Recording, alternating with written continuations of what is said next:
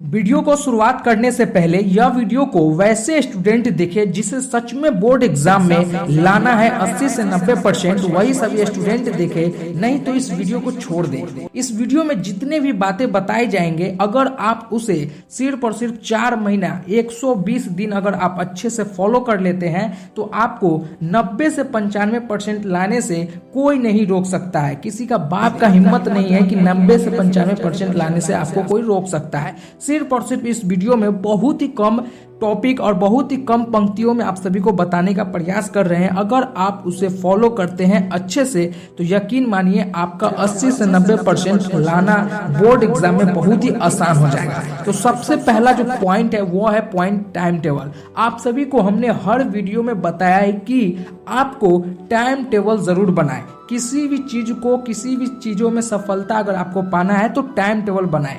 आइए जानते हैं कि टाइम टेबल के फायदे क्या होता है। अगर आपको कभी ना किसी भी टाइम अगर आपको फीवर हुआ होगा, बुखार हुआ होगा, तो आपको डॉक्टर सलाह देते हैं सुबह खाने के लिए या शाम को खाने के लिए, या किसी भी एक दवा को सुबह और शाम खाने के लिए बताया जाता है। मान लीजिए अगर आपको एक दवा को सुबह और शाम खाने के लिए बताया जाता है, अगर वही 2 दवा सुबह और शाम को एक ही समय खिलाया जाए, वही फीवर का दवा, तो क्या आपका फीवर ठीक हो पाएगा? नहीं ठीक हो पाएगा, क्योंकि वहां पर आपको साइड इफेक्ट हो जाएगा। साइड इफेक्ट हो जाएगा और आपको जो बीमारी है, फीवर है, वो ठीक भी नहीं हो पाएगा। इसलिए डॉक्टर वो क्या करते हैं कि आपको सुबह खिलाया जाता है, उसको 3 घंटे लगते हैं उसको पूरा बॉडी में एंटीबायोटिक को वर्क करने में, और उसके बाद आपको 4 से 5 घंटे बाद कहा जाता है कि आप शाम को खा लीजिएगा। सुबह में अगर 10 बजे खाते हैं, 7 बजे 8 बजे खाते हैं, तो आपको 4 से 5 बजे खाने के लिए फिर से डॉक्टर उसी दवा को कहते हैं, क्योंकि आपका जो है शेड्यूल में उसका मेंटेनेंस, उसका दवा का जो साइड है वो अब अच्छा से वर्क कर जाए, इसलिए बताया जाता है। इसलिए आपको वह दवा फायदा करता है। अगर वही दवा को सेम टाइम पर 2 दवा खा लिया जाए, ओवरडोज कहला जाएगा और आपका साइड इफेक्ट हो जाएगा। इसलिए आप सभी को हम बताते हैं कि टाइम टेबल जरूर बनाएं। अगर आप टाइम टेबल बनाकर अगर आप अच्छे से पढ़ाई करते हैं तो आपका 4 महीने में आसानी से सभी का सभी सिलेबस खत्म भी हो जाएगा और आपका जो मेंटली प्रेशर जो है वो भी बहुत ही कम रहेगा और आप काफ़ी ज़्यादा हेल्दी भी रहेंगे और काफ़ी ज़्यादा जानकारी मतलब नॉलेज एक्वायर्ड कर लेंगे। तो इसलिए आप हर समय टाइम टेबल बना ले कि किस टाइम आपको क्या पढ़ना है। हाँ, यहाँ पर आपको ये भी मैं नहीं बताऊंगा कि आपको सुबह का 4 बजे उठकर पढ़ना है या रात के 10 बजे तक पढ़ना है। इस प्रकार का कुछ भी नहीं बताने वाला हूँ। जो आपका टाइम सही लगे उस टाइम पर पढ़े। बहुत सारे स्टूडेंट हैं जिसे रात में पढ़ना अच्छा लगता है, बहुत सारे स्टूडेंट हैं जिसे दोपहर में अच्छा लगता है। तो अगर हम आपको सुबह में बताएं या आपको हम रात में बताएं तो क्या आप पढ़ पाएंगे? उस टाइम पर नहीं पढ़ पाएंगे, क्योंकि उस टाइम आपका मन नहीं करेगा, उस टाइम आपका कुछ काम रहेगा, उस टाइम आपका फैमिली का कुछ वर्क रहेगा। तो यह सभी को आपको इग्नोर करना है और आपका जो टाइम है, जो टाइम टेबल पर आप पढ़ना चाहते हैं उस टाइम को बनाइए और शेड्यूल बनाकर आप अपने बिस्तर पर एक शेड्यूल का पन्ना साट दें और उसी टाइम पर रोज फोकस करें। शुरुआती समय में आपको थोड़ा सा इसमें दिक्कत होगा, लेकिन आपको मेहनत करना है। 20 दिन 25 दिन कीजिएगा, उसके बाद 21 दिन के बाद आपका वो जो है ना टाइम टेबल फॉलो होने लगेगा। तो टाइम टेबल को आप हर हाल में फॉलो कीजिए। आप पूरा 0 से स्टार्ट क्यों नहीं कर रहे हैं? सिर्फ 4 महीना अगर 0 से भी स्टार्ट कर रहे हैं अगर टाइम टेबल के साथ, तो आपका 90 से 95% लाने से कोई नहीं रोक सकता है। उसके बाद क्या करना है? टाइम टेबल बनाने के बाद आपको सभी सब्जेक्ट को पढ़ना है। बहुत सारे स्टूडेंट ऐसे होते हैं जो सभी सब्जेक्ट को नहीं पढ़ते हैं, जिनको इंग्लिश, हिंदी, साइंस, यह सभी सब्जेक्ट उनको पसंद है तो वह सभी सब्जेक्ट पढ़ेंगे, लेकिन मैथ उनको सब्जेक्ट अगर पसंद नहीं है, भारी लगता है, तो वह सब्जेक्ट को इग्नोर कर देते हैं। तो ऐसे आपको नहीं करना है। आपको मैथ पर भी ध्यान देना है, हिंदी पर भी ध्यान देना है, इंग्लिश पर भी ध्यान देना है और साइंस पर भी ध्यान देना है। मतलब आपका 5 सब्जेक्ट है तो 5 सब्जेक्ट को लेकर चलना है।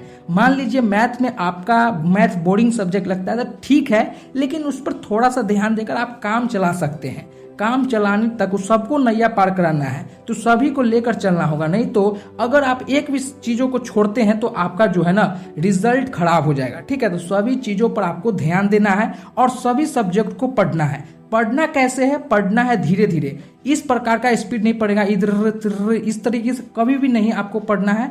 स्लो मोशन में पढ़ना है और अच्छे से धीरे धीरे पढ़ना है और समझ समझ कर पढ़ना है। स्पीड में नहीं पढ़ना है और समझ समझ कर पढ़ना है और सभी सब्जेक्ट को पढ़ना है। यह फॉलो आप कीजिए। उसके बाद नोट्स बनाएं। नोट्स बनाने का तरीका आपको हम थोड़ा सा अलग बताने वाले हैं। नोट्स बनाना कैसे है, आपको जितने भी आप पढ़ते हैं सुबह में या शाम में, जितने भी आप पढ़ते हैं उसके पढ़ने के बाद आपके ब्रेन में जितने भी बातें याद है वो आप नोट्स में लिखेंगे।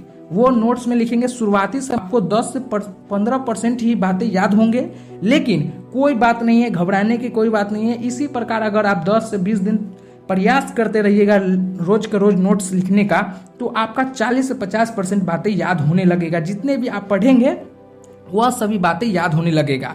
ऐसा नोट्स बनाने के लिए इसलिए हम आपको बता रहे हैं कि जब आपका एग्जाम नजदीक आएगा तो वह सभी नोट्स इतना जल्दी आपको याद हो जाएगा ना कि यकीन मानिए आपको वहां पर जादू होने लगेगा, जादू जैसा आपको दिखने लगेगा अगर आप इसे फॉलो करते हैं तो। यह अगर आप फॉलो कर लेते हैं, नोट्स अच्छे से पढ़ना, रिवीजन करना, याद करना यह पॉइंट को, उसके बाद आपको क्या करना है कि पिछले वर्षों के प्रश्न पत्र से आइडिया लीजिए। मतलब प्रीवियस ईयर क्वेश्चन पेपर से आपको आइडिया लेना है कि सोचे कि हर साल कैसे कैसे प्रश्न पूछे गए हैं और कौन कौन से सब्जेक्ट से सबसे ज्यादा प्रश्न पूछे गए हैं। यह सभी देखें और नोट कर ले। मान लीजिए कि मैथ सब्जेक्ट में पिछले 5 वर्षों से लगातार त्रिकोणमिति सब्जेक्ट से सबसे ज्यादा प्रश्न पूछे गए हैं, तो सबसे ज्यादा त्रिकोणमिति पर आपको ध्यान देना है। बाकी चैप्टरों से सभी चैप्टर को तो ध्यान देना ही है, लेकिन त्रिकोणमिति चैप्टर को थोड़ा सा स्पेशल ध्यान देना है।